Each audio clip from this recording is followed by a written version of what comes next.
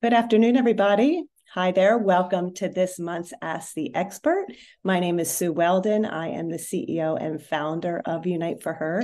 And I am so glad that we are able to bring this incredible topic to you today. It is all about mammograms. It's the current guidelines, it's the recommendations. We have a lot of questions that always come around, this type of topic. And we have an expert here with us, Dr. Monique Gary, who is going to help us understand what these guidelines are and really what the future is as well. Before we get started, I just want to take this time to thank our digital sponsors and our education sponsors. They are extraordinary. We cannot do what we do without them. We are doing about 36 of these a year, and it is brought to you by our presenting sponsor, West, as well as our supporting sponsors, Daiichi Sankyo, Merck, Lilly, and GSK. For them and their support, we are most grateful because we could not do what we do without them. Just as a reminder, we are streaming live, right? So you can actually ask questions in the chat. I have my colleague here, Rachel, she's joining me, and she'll be putting those questions in our chat live. So that way we can be in real time. And if you have anything that is not covered, we're going to do our best to get to every question. If we don't get to them all, we do put this on our Her library and we answer those questions for you as well. So you can go right over there to uniteforher.org/Her library, and you'll be able to get all the answers that you need on this particular topic and be able to even go back and review it in case you miss anything. So we always love putting it up there. As a reminder, we have our speaker series coming up November the 30th. It's at 6 o'clock Eastern Standard Time. It is live. It is on Zoom. It is a new edition of our Potty Talk. That is the one, if you remember, it focuses on the GI system. This time we're going to be focusing on the upper GI system. Our Director of Culinary Nutrition, Erin Pellegrin, will be reviewing how the upper GI tract can be affected by treatment and how to manage those symptoms, like taste changes or mouth sores or reflux or indigestion, and so much more. So please register. You'll go to uniteforher.org/Her speaker series, and you can register for that event, and that is the 30th. Of course, everything is on our Her library. You can go back there and review a lot of different topics. Please take a look at your leisure. There are a lot of really good, interesting topics in our virtual hangout, our Ask the Experts, our speaker series, and our Food for Thought. So really bringing you very up-to-date information and just things that you might be thinking about that you would like to get additional knowledge on. Always hard to navigate those questions sometimes. Okay, without further ado, we are going to bring on board here. I have Dr. Monique Gary. Dr. Gary, thank you for joining me. I am going to add you here and do a nice little introduction. So nice to see you, as always. Hey, great to see you. Thank you for having me and on this really important topic. So love to do this type of work. Yeah, well, Dr. Monique Gary, Dr. Mo, as we all call her. She is a breast surgeon, educator, entrepreneur, media personality, my favorite, farmer, and philanthropist. She currently serves as the medical director of the Grandview Health Penn Cancer Network Cancer Program, where she also serves as the director of the breast program. Dr. Mo believes in the power of connection between body, mind, and spirit and to promote overall wellness, and is passionate about addressing the disparities in health outcomes for marginalized people. She holds faculty appointments in surgery and serves as a professor of national breast cancer advocacy groups, including Living Beyond Breast Cancer, Touch, the Black Breast Cancer Alliance, Tiger Lily Foundation, Chrysalis Initiative, and the National LGBT Cancer Network. All right, Dr. Mo, and of course, you're one of our partners as well. We just did that great event at your farm. That's why I always say the farm is so dear to my heart. So let's dive in, shall we? Let's do it. All righty. All right, first question up, just sort of giving a little history, right? Like who invented the mammogram and why, and what do we do before we have mammograms? Oh my goodness. Okay, so mammograms go back to, well, let's go back to the discovery of X-ray, right? So 1895. Mammograms trace their history all the way back. And what happened was this gentleman from, I want to say, Germany decided, you know what, I'm going to study mastectomy specimens, and I wonder if I can use an X-ray to see where the cancer was. Like, why did these women need this surgery, and what happened in their breast? And so, in 1895, he discovered that he could see the cancers on X-ray. And that was the origin of mammograms. 1949, mammograms became recognized in the medical community as a technique for detecting cancers. 1950s in Houston, I think it became more well known. And finally, in 1969, the mammogram units became available for commercial use.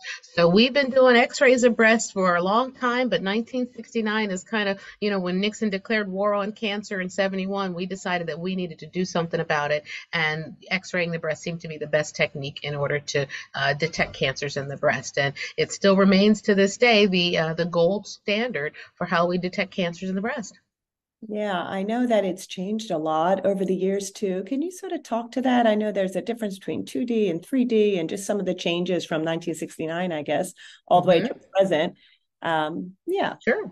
So fast forward from 69 to 2000. And in 2000, the FDA approved the first digital mammography unit. So not just using the films and printing them out and putting them on the light box, but now we're using computers to help generate that graphic, and we can then send those through electronic medical records, et cetera. We're able to now do what's called 3D or tomosynthesis. So 3D mammograms is the newest and latest technology, and that allows us to view the breast layer by layer by layer. And that really came about in about 2014. And so instead of just looking at the top to bottom, side to side view of the breast, now we can see if something's in there. It's like an olive in a loaf of bread, or it's like something is in there. You go slice by slice, and you can see from the skin and the pores all the way through the breast. And this is a tool that's especially helpful for people who have what we call dense breasts. Yeah. Yeah. Well, now that you're talking about dense breast, that comes up so much, Dr. Mo. We have a lot of questions around that. So why don't we just start from the beginning? Like, tell me what is a dense breast, right? What does that mean?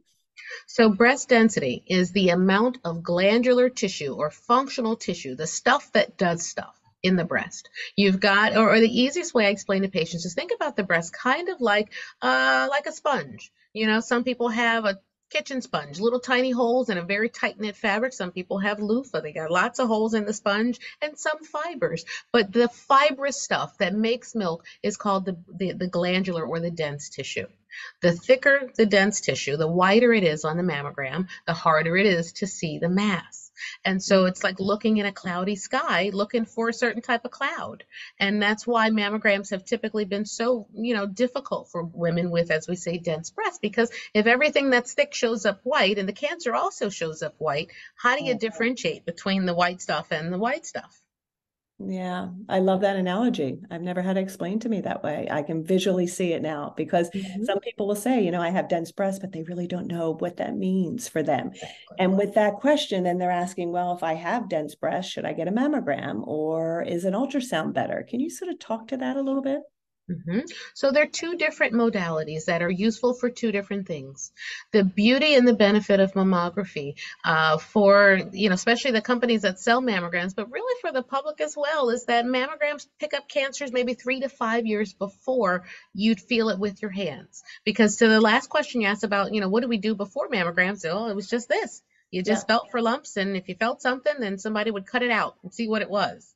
So a mammogram can detect the earliest types of breast cancer, which are usually microcalcifications. Think about them like little salt and pepper granules on your x-ray, and those are stage 0 breast cancers. So mammograms have their place. They have a really important role. Ultrasound is sound waves, and we got a little probe that goes over the breast, and it puts sound through the breast. And so things that are not masses, the sound will transmit through, like a cyst. It usually shows up like a little tunnel or a black hole. Things that are mass-like are going to create some ripples or some waves. Think about it like a megaphone. If you stick your fist in front of that megaphone, the sound goes around but not through, and then you get a shadow, or the sound doesn't pass through, and that helps us to see masses. So for women who have dense breasts, getting to the question, ultrasound can be really helpful to help us differentiate between that normal spongy tissue and an actual mass. So the recommendation is that for women who have heterogeneously dense or greater breasts, and there's categories, we can talk about that, but there's categories of density. For women who have heterogeneously or 50% or more dense breast tissue, they might benefit from a whole breast ultrasound. There's some controversy there too, Sue, that we can get into. Yeah, yeah, I know. It can be so darn confusing. And I think that is why this topic comes up, because if we look at the guidelines, right, it's just very black and white, 40 years old, and we know that's not the case, right? Not the case. And why we're talking still about dense breasts, we know that our Black women in our Black community, they have a 6 time, rate of having denser breasts than the average white woman, from what I understand. Could you talk about that a little bit more? Absolutely. So breast density in and of itself is not a bad word, but it is an independent risk factor for the development of breast cancer because you've got more stuff that responds to hormones and hormones makes things grow and it can make things grow abnormally. So black women have up to 21 to 31% greater breast density compared to white counterparts. And it's a generalization, but what it should mean to people is it should mean that when you go to your doctor and they say, yeah, you got dense breasts, that's the clinical exam. You should ask your doctor, what's it look like on the mammogram? Is my breast really dense on the mammogram?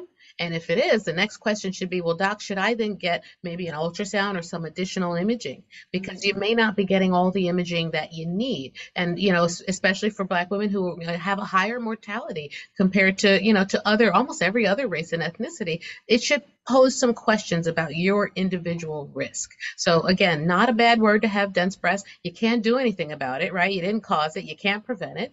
Things like race and ethnicity, you didn't do anything about it. You can't cause it. You can't prevent it. But it should spark the question with your doctor. Hey, am I at elevated risk? And what should I be doing? As a woman of color, I got family history. I got dense breasts. Let's talk about my screening and how personalized it can be.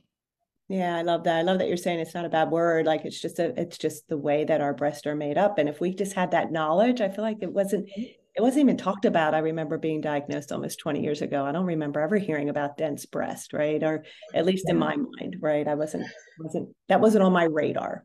And it wasn't talked about. And now we're required by law to tell women. So when you get your mammogram, you get a letter in the mail and it says a couple things. One, it says your category of density is A, B, C, or D. And I wish I had a graphic. If somebody can pull up a graphic, I'm looking for a PowerPoint over here to show you the categories of density and the Yes. beauty of 3D mammography. But when we talk about these categories of density, think about it like static on a console TV. I'm old. So if you're watching and you know what a console TV is, you're our people because you can relate. But if you got a little bit of snow on the screen, that's 0 to 25%, that's category A or category 1. If you got 25 to 50% snow on the screen, that's category B density. Category 3 or C is saying now heterogeneously 50 to 75% of your TV screens got snow or static on the TV screen and you can't see the picture. Is it Sally Jesse? Is it People's Court? Is it Murder, She Wrote? All those 80 shows? You can't tell. More than 75% density means more than 3/4 of your screen, your TV screen, your mammogram picture has snow on it. And so now we tell women your category density is A, B, C, or D. And then we give a little disclaimer that says the sensitivity of mammography for heterogeneously dense or greater breasts is diminished. And you're like, well, did it work? Right, right.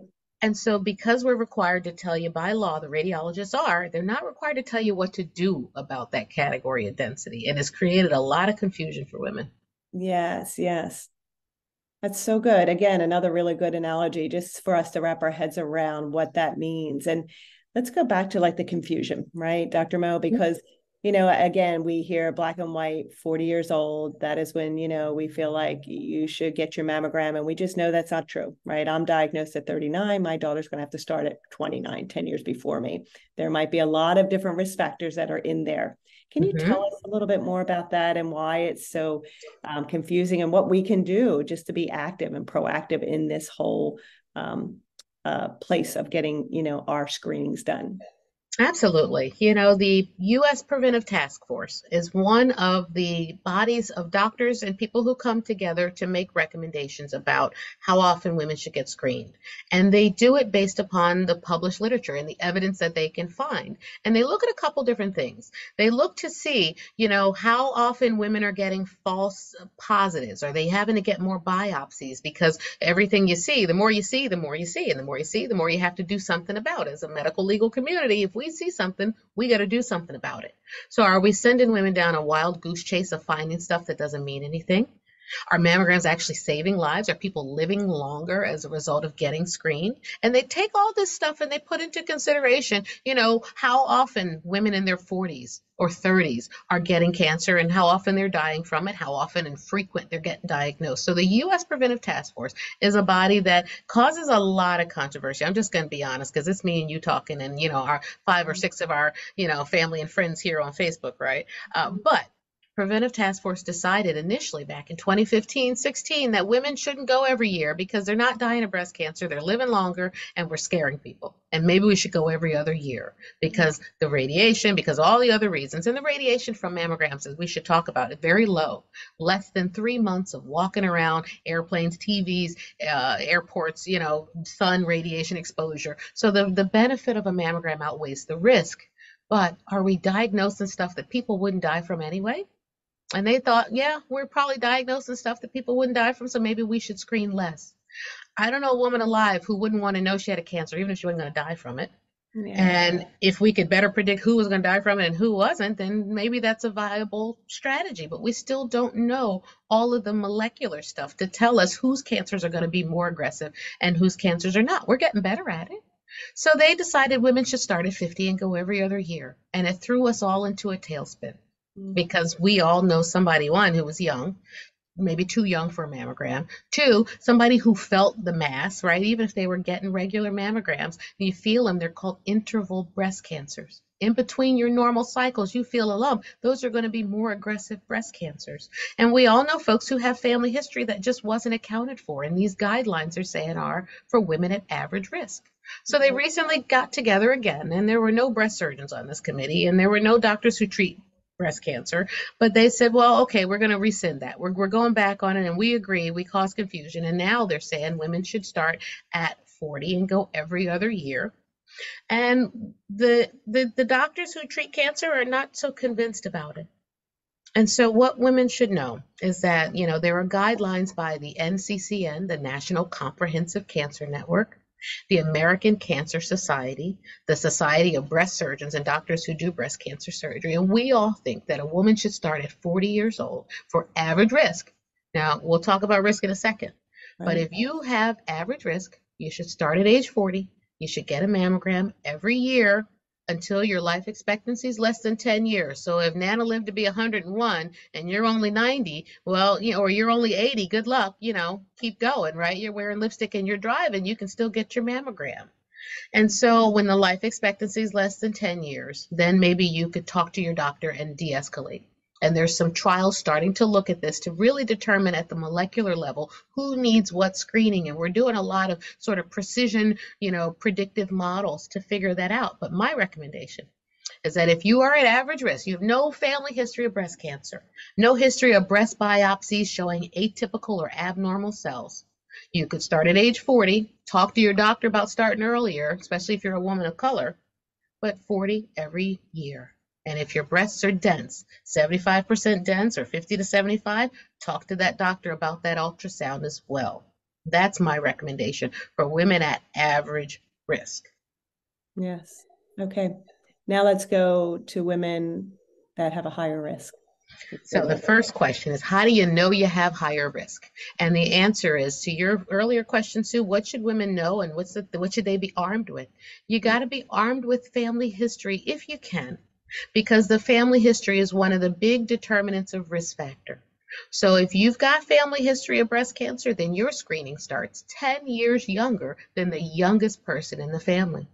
So if somebody was 39, then guess what? At 29, everybody in the family, it should be on your radar that I'm going to need to talk to a breast doctor and I'm going to need an exam and I may need some type of imaging. So 10 years younger than the youngest person. There are risk calculators. There are ways for you and your doctor to actually calculate your risk. And this is becoming much more common now. We're seeing it in radiology centers. We're seeing it across the country because women want to know, well, who's at average risk? Has anybody ever said, well, your risk is 16%, your risk is 22%. But if your risk is greater than 20%, and by risk, I mean lifetime risk for breast cancer. If your lifetime risk for breast cancer is more than 20%, you meet criteria for imaging twice a year. Mammogram and an MRI. And so somebody should be sitting down with you to go through your personal risk factors, figure out that number so that you can know you're getting the right imaging and the right screening. Because what happened is women who were not at average risk were following that preventive task force and following that every other year, or follow even the annual ones. But if you're at high risk, you got to get screened twice a year. And so I'm going to put in the chat some of the risk scores that we use, some of the models, and you can click on the website and you can type in your own information and you can calculate your own risk and take that to your doctor and say, hey, listen, I did this little calculator. I don't know how right it is, but it says my risk for breast cancer might be 21%. Can we talk about this? And it's a tool that becomes really empowering.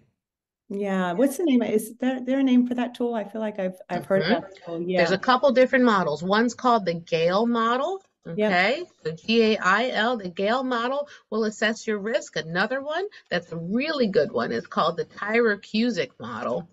And I know we're going to put that in the Facebook chat there, but this will help us to help you to take that to your doctor if your gynecologist hasn't already done it or asked about it. If you're not having that conversation, then that's a really good tool to use. Now, what if you don't know your family history? Some of us don't. And so then you got to talk to that doctor, say, I don't know my family history. I could have a history, but I have dense breasts and, I feel things. Can I start screening earlier? And that conversation is absolutely allowed. And doctors are allowed to start screening earlier. And when you look at the guidelines from the NCCN, it says, start risk assessment and conversation about screening as early as 30 years old even. And so Black women especially, and women who are, maybe have other risk factors like dense breasts, should start talking to their doctors, even in their 30s, about what does my self-exam feel like? And, when should I start screening? And how do I talk to my family about family history? Because families aren't always forthcoming, but there's a way to have those conversations. Yeah. So that's your other risk there, as well as the dense breast that you were talking about, also being a woman of color. And these are things that you want to bring up to your doctor. And if your doctor is not open to that, then you might want to find another doctor, right? Exactly. Keep on pushing because of the information that we're getting from experts like yourself and all the different societies that you had talked about that are studying this. That amazes me that nobody is a surgeon that's on the mammogram task force. Not a breast surgeon. No, there's some primary care and I think gynecologists and some other folks. And, I'm not bad mouthing the committee because they're looking at the retrospective data, but it's pretty hard to walk forwards if you're always looking backwards. Yeah. And it's hard to make recommendations for Black women if Black women weren't in the trials, for example, that inform the current recommendations. You're going to keep looking and saying there's insufficient evidence. And that's why they're saying there's not enough evidence to say that we should do ultrasounds for dense breasts. There's not enough evidence to say that Black women should start screening earlier. Well, what is enough evidence? And what are we doing to get that evidence? Those are the really pressing questions. Yeah, I know. I mean, if the audience doesn't know, we know that Black women are not represented in clinical trials. We know that they're not represented in so many different areas of surgery and disease and health and wellness. And so how are we getting the right information? So we have to make sure we're advocates ourselves. When you think about, Dr. Mo, you think about AI and you think about the future. And have you seen, you gave us a little bit of the history and how it's grown over the years and changed, and just how the evaluations have changed, and what do you see in the future coming, if anything?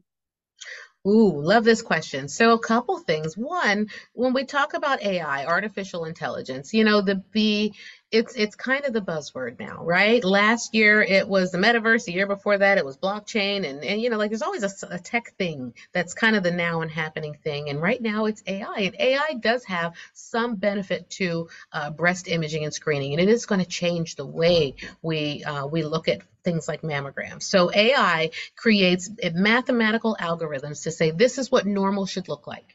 And you got to plug a lot of stuff in, just like a chat bot, or the chat GPT and these natural language processing programs, that you got to inform it so that it can then create patterns and make recommendations.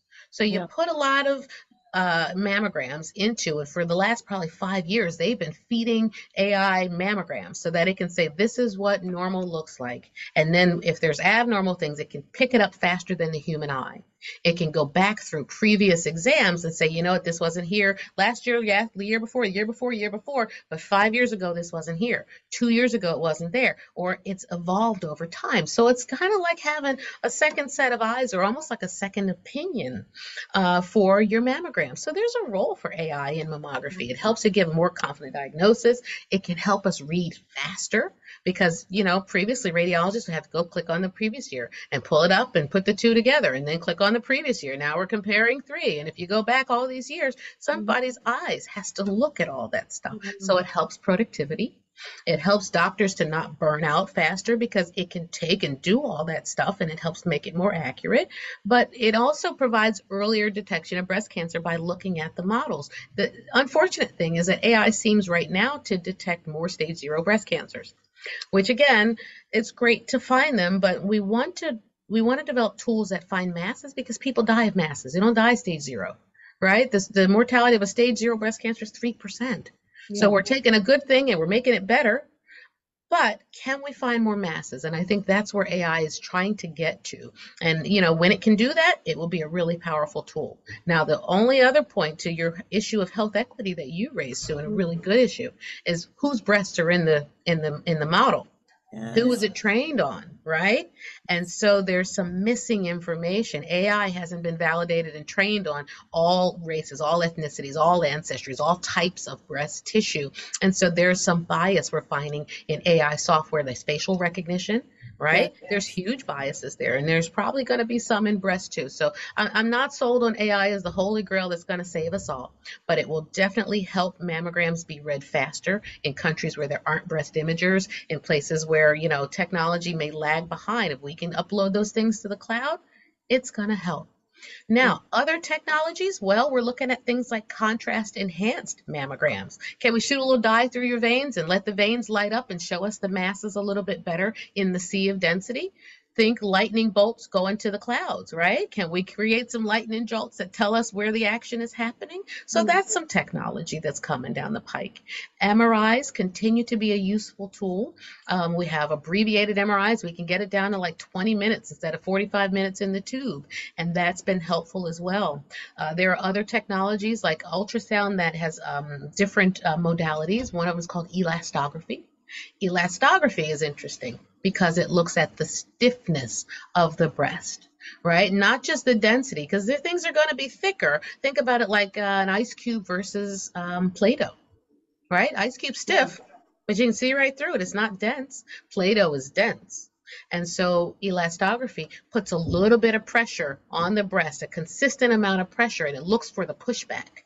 And so it's a really great modality. One of the companies is called BEXA. I'm a huge fan. I head up the BEXA Equity Alliance to try to promote health equity in elastography technology so we can make sure that it's working for people who have the densest breast tissue. So it's coming down the pike. It's painless. It's no radiation. I'm like, where's the downside here? But it's coming. Since 1965, we deserve change. We deserve not to have our boobs smashed with kilograms of pressure every single year. And it's coming. Yeah, and I feel like why not be a complement to the standard of care, right? It doesn't have to be an either or. Why not be a complement? That's what Unite for Her is, right? Like we are a complement. So be a complement, right, to it. And that elasticity, is that what you said?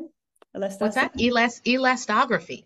So looking at the Elastography. Has that elastic. been around for a long time, correct? Or Elastography has been around since the 80s, and it's really cumbersome machines because it's very advanced technology. But if you think about it, like how you can push on your smartphone, and the harder you push, if you're playing a game, the more blocks come apart, right? There's some feedback, tactile feedback that you can get. And that type of technology is enabling us to make things like elastography portable.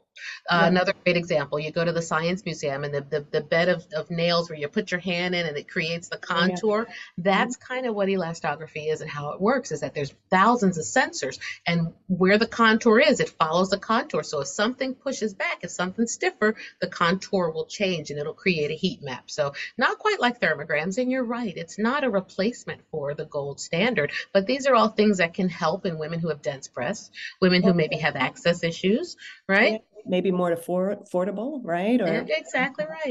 Yeah, and it's just better than this, because if you don't do a mammo, all you got are these. So can Yeah. we at least be more scientific about the clinical breast exam, right? Like the actual hands? Can we create hands that feel a little bit deeper and a little bit better? Can we use science to help that? So that's kind of how I think about it, like all these things can work together and we can have more than one way to find something. And I think it's really cool to broaden our horizons and think about early detection in that way. There's a whole space of innovation that's happening, and it's not to replace any one thing, but there should be multiple ways for us to get there. Yeah, I love that. So well said.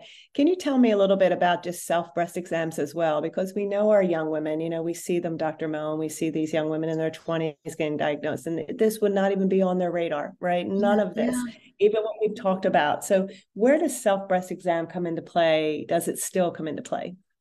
I think it should, and some bodies recommend against the self breast exam. If you look back at the U.S. Preventive Task Force, they're still saying self exam and clinical exam might not be so helpful. But the American Cancer Society actually they backtracked a bit, and initially they were like, you know what, women are confusing themselves, they're scaring themselves, they're getting unnecessary imaging, they're getting unnecessary biopsies. Stop feeling them.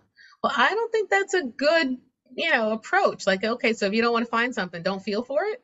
That to me doesn't make a lot of sense. So they've kind of backtracked, and what we've called it is now self breast awareness.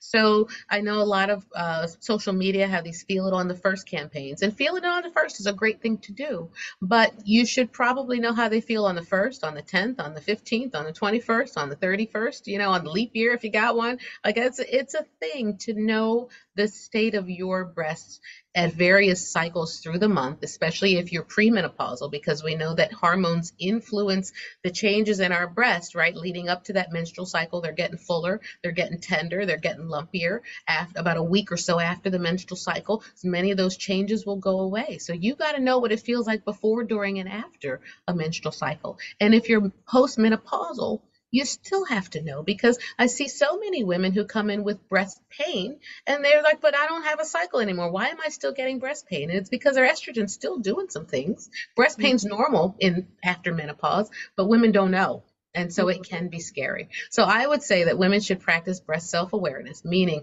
feel them on the first, feel them on the third, feel them in the shower, feel them laying down. And there's three parts to the self-exam. The first part, looking in the mirror, right? If you look in the mirror, you'll see that they're twins, but they're never identical. Okay, so one's always doing a little something. One nipple's this way, one nipple might be that way, one breast's a little longer, one's a little wider. It's okay, that's your normal, right? And then you're gonna feel them in the shower while you're standing up, and then you're gonna lay flat, because when we lay flat, things kind of do that, and then you feel them again laying flat. And take note of where you feel lumps, right? Look for normal, because if you search for lumps, you're gonna find them and then you're going to scare yourself. But if you know where your lumps are, if you say, you know what, it's always the same over here and over here, this is Yeah. where it's lumpy for me. Then you've got a reference. You can say every month, oh no, this is my normal. It's always lumpy here and it's always the same on both sides. It's always lumpy down here at the bottom and it's the same. So lumpiness is quite a normal state. And we taught the breast exam wrong. We told people feel for lumps, and they feel for lumps and they scare themselves. So I'm telling people feel for normal. And if you don't know what normal is, you go to the doctor and say, hey, listen, can you help me understand the normal architecture of my breasts, Yeah. right? And then check for that every month. Yeah, it's so good. I just love talking with you. I think as you're talking, I'm like, we need to teach this in sixth grade, Dr. Mo. Like when the young girls are getting their menstrual cycles, they need to understand about dense breasts, about their breast shape, about just everything that you just said makes so much Exactly. sense. And we can learn that at a young age. We look at our moles, right? We look at the changes in our moles and skin cancer, and we're all aware of that. Be the same with our breast as well. I And love knowing it. what your normal is. It's so powerful. Yeah, What why do we have to be ashamed of this, right? Like, we create a lot of shame about our breast health. And I think we pass it on because it was passed on to us. But as soon as we learn to shower, as soon as we learn to lotion, to lather, to do all of the self-care things, we're learning about shaving our legs. We should be learning about breast buds and development and how it feels. And it feels a little rubbery back there. And oh, it's going to get tender. Let's do our exam together. You feeling lumpy? You feel tender? Where is it, honey? Okay, well, let's check it again next week and let's see, is it gone? Is it still there? right when Right? you Like we you're can, normal, right? exactly. We can be inquisitive about it and not create fear around it. Yes, I love that idea as well. What do you say, Dr. Mo, if you have a doctor that we're the standard is saying every other year, but you want it every year. What do you say to your doctor when you want to actually ask them to get screened every year? I think you let your doctor know, number one, if you have any risk factors, right? And so that again goes back to that family history. It goes to the letter that you get that says you have dense breasts. It goes to, your changes. Doc, I get changes all the time that I don't know what I'm feeling, and I want to be screened every year. There are guidelines, and you can say, listen, there are some guidelines that say I can go every year if I so choose. Can we follow that guideline? Maybe Yeah. we don't follow the preventive task force guideline. And if insurance gives you an issue, well, then you got to maybe talk to your insurance carrier. But there's several different guidelines. And most times, if a woman wants to be screened every year, she probably can. And her insurance will very likely pay for that. The tricky part is to just not get discouraged by the doctor who says, oh, the guidelines say you don't need that. And Yeah. then you don't take that as gospel. That's the hard part, is to just say, but I really would feel more comfortable. I've got some risk factors. Can I go every year? Yeah. Mm-hmm. And having the tools, right? Be tooled when you go into your appointment. Make sure you have the things that you talked about, your Yeah. dental breast, your family history. Ask Mm-hmm. your grandma, ask your auntie, ask, what's Yeah. going on. Because it is true. Sometimes we don't talk about our health, and we have to, as the women in the family, get all that Right. information. Yeah. And blame it on me.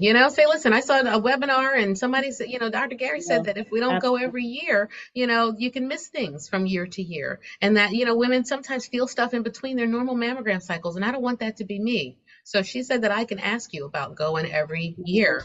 And there you go. Blame it on Unite for Her. Sue will take the hit. I'll take it. Absolutely. Absolutely. Yeah.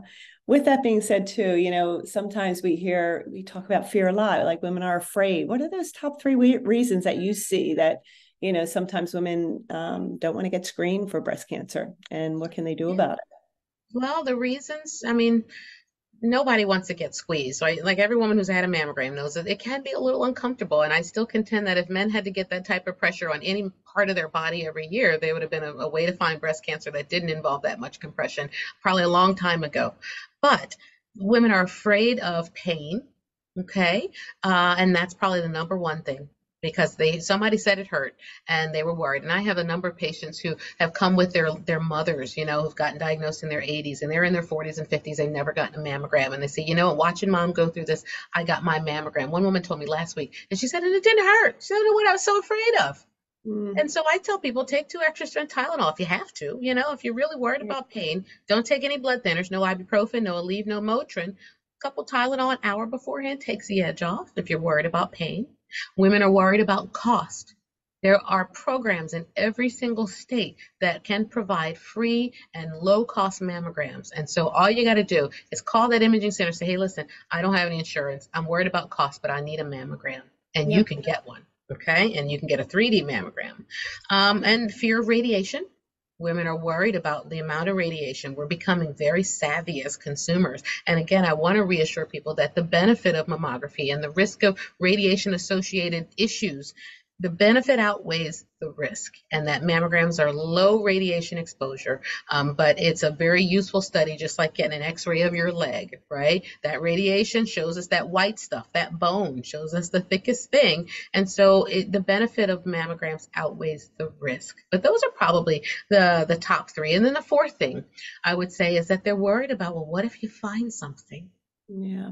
Because if you see something, now I got to see another doctor. Now I might need a biopsy. Now I might need a this. Now I might need to take off from work. And all of those concerns are really real. But the mammograms now and breast screening as a whole is getting so much better that we're really starting to detect fewer false positives. We're trying not to send women down the rabbit hole of the goose chase of you needing to follow up and follow up and follow up and get a biopsy. And it happens sometimes. But by and large, the technology is much better than it's ever been. And so if something is found, good. We want to know, we want to rule it out, find it early so that we can do everything we need to do to keep you healthy. Self-care is not selfish, and it is a part of self-care to consider getting your breast screened every year. Love it. Dr. Mo, I could talk to you all day. Oh, I You're love amazing. this. Thank So much you. fun. Yes, so much good information here, right? And I love it. we just appreciate you, because it isn't, there's not just one answer. So you gave us so many tools to walk away with. We have those other tools in the chat, the Gale model, and then the Tyra Cusick model, I believe you said. Mm-hmm. Yep. We'll put those in the chat. But again, if you have any questions, please send them to us. Like, this is why we're here. This is, when we do listen to our community for sure. And we want to get the best answers to you and have the experts that have so much more knowledge that, a lot of us do not have. And sometimes even some of the entities don't have, right? And we have to understand, where the gaps are. And where the gaps are, even with the disparities that we're seeing across the board with our women of color as well. So thank you for being here. We appreciate you so much. I don't see any questions in the chat, but I am sure, when we put this out, if we get any, we just end up sending you an email and ask you to help. And we can always do a Q&A follow-up to this. And I think, Sue, what we do maybe is also do a little bit of like a blog on your site, and kind of turn this into like an interview in print that goes out with your weekly or monthly mailer, and just say, get the skinny on mammos. And that way we can make sure that this continues to live. And because so many women are confused, and if you think you're confused, the doctors are confused too. And so it's why you got to arm yourself with this good information that Unite for Her is bringing, because they're going to give you tools and tips this is the stuff you bring to your doctor. So you can say, hey, listen, I hear you saying every other year, but I saw a webinar and I just want to make sure. And, and the number one question you can ask your doctor, how can I be sure? And it's not a challenge of their integrity and their intelligence. It's just saying, listen, I'm just a layperson. How can we be sure, doc? And they say, oh, you're too young for a mammo. It's probably a cyst. How can we be sure? Oh, you probably just have this and this. Is there something I should look for at home? Can we check it again? How can I be more sure? And that question can lead to answers for you. It can at least lead to more exams and really making sure that you do the due diligence so you don't get blown off by the doctor. Because I see so many women and you just don't fit the model for breast cancer. You just don't fit we know it's a disease of aging, but increasingly young women are the fastest growing population of folks getting breast cancer. So you got to be armed with knowledge, because you might be too young for a mammogram. And that's a whole separate issue right there. Yep. I know. 39, right? There you go. Yeah. Wow. I love that question. How can you be sure? And keep repeating it. Sometimes they think that you're going to change your answer. Just keep repeating the question right back to them, right? How can I be sure? And if they say we'll never be sure, how can we be more sure than we are at this moment? Yeah. Great. Thank you. We love you, Dr. Mo. We appreciate you. You too. I appreciate you. Thank you for having this. Thank you for doing this work. This is this is a lifeline for so many. I've sent 3 more patients today to Unite for Her. So keep doing what you're doing, because it is working and it's helping so many women too. So thank you. You got it. We're honored to partner with you. Absolutely. All right, Dr. Mo. Thanks for your time today. See ya. Got it. What a good one. Okay, so we know we went through a lot today, so we will have this up on our website. Rachel's always so good. She'll have it up the next day, and you can listen to it again. But I did love the idea of making it into a blog that Dr. Mo talked about, and we can certainly do that as well. If you have any other questions, put them in the chat. We go back, we'll go back there. And if there's something that we did not answer, we will make sure we do that. Dr. Mo put in there that she can be followed on social media, also at Dr. Monique Gary. So that's perfect. We will get that in the chat as well. And then, please join us. These are very important topics that we bring front to mind. And, every month we do 3 of these. So again, we want to thank our sponsors who are supporting us. That is our education sponsors. West is our presenting. And then our supporting sponsors are Daiichi Sankyo, Merck, Lilly, and GSK. A little bit of a reminder of what's coming up is November the 30th. We have our Her Speaker Series. We have the Thanksgiving week coming up, so things are going to fly by. We don't want you to miss it. It is a new edition of Potty Talk. We are focusing on the upper GI that we talked about earlier. We're going to have our very own Director of Culinary Nutrition, Erin Pellegrin, with us. She's extraordinary, and she'll be able to review some of those issues that you have with your upper GI, just to help you adhere to treatment better, right? Give you tools. We're all about the tools, right? Giving you the tools that can just help you navigate during some of these difficult circumstances and get the right knowledge. So again, my name is Sue Weldon. Thank you for joining us today. It was a good, vibrant topic, a lot to go through. Again, go to our library, uniteforher.org/her library, and you can just listen again, because I'm going to be. All right, everybody, have a good day. Thank you for joining.